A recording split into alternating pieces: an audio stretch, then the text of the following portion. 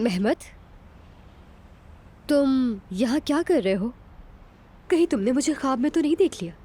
मैंने तो काफी वक्त से ख्वाब ही नहीं देखा यास्मीन। अच्छा, तो फिर तुम्हारा यहाँ क्या काम है? आयशा बस आने ही वाली है, कहीं तुम्हें देख ना ले।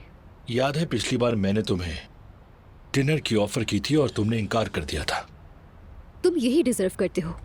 खैर, अब यहाँ से जाओ, बाद में बात करते हैं इस पर। बात करने को कुछ नहीं है। तुमने तो अपना चांस गवा दिया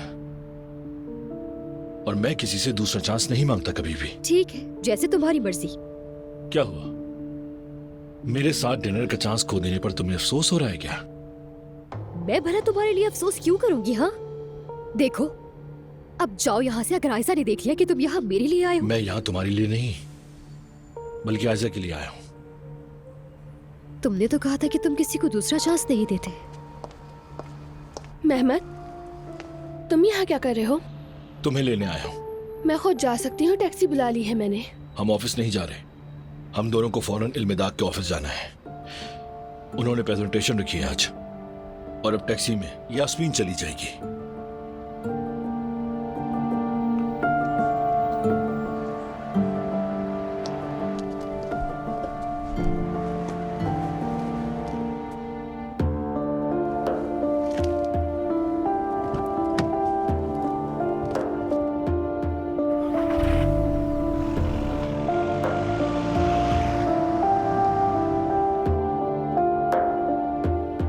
क्या हुआ?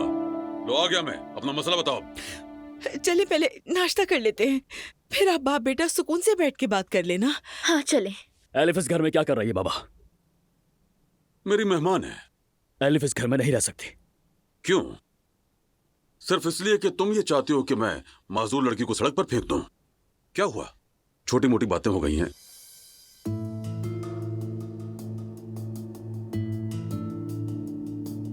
मैं सब कुछ जान चुका हूं उमर।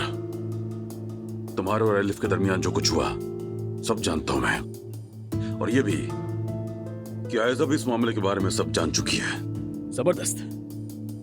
तो फिर एलिफ को इस घर में क्यों रख रहे हैं? हाँ? जिस वजह से तुमने एलिफ को कई दिनों तक आयशा के घर में रखा, मैं भी उसी वजह से इस घर में रख रहा हूं, मदद करने के लिए। उस वक्त सूरत हाल मुख्तलिफ थी और मैं ये भी बहुत अच्छी तरह जानता हूं कि आपका असल मकसद ये नहीं है। जिस तरह आपने आयशा को मेहमत के साथ काम करने पर मजबूर किया, यकीनन एलिफ को भी यहाँ रखने की कोई वजह है। क्या है वो वजह? आयशा और मेरा ताल्लुक खराब करना। उमर बेटा, क्या तुम्हें यकीन है तुम्हारे बाबा ऐसा करेंगे? अम्मी ये भी अच्छी तरह जानते हैं कि मैं सच कह रहा हूँ, और अगर आपका मकसद वाकई हमारा ताल्लुक खराब करना नहीं है तो आप एलिफ की मदद घर से बाहर भी कर सकते हैं। एलिफ को इस घर से भेज दीजिए फौरन। ये मेरा घर है उमर साहब, मैं ही फैसला करूंगा कि कौन जाए और कौन रहे। एलिफ इस घर में नहीं रह सकती। आयशा को मजीद नाराज नहीं कर सकता मैं। आयशा नाराज हो जाएगी? आयशा मेहमत के साथ काम ना करे, एलिफ इस घर में ना रहे, क्या मैं तुमसे हुक्म लूंगा?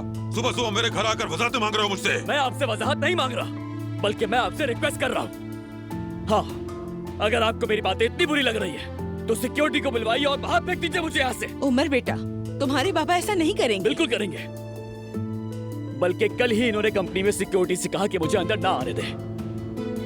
क्या पापा, क्या ये सच है? हाँ ये सच है। अब मैं क्या बोलूं?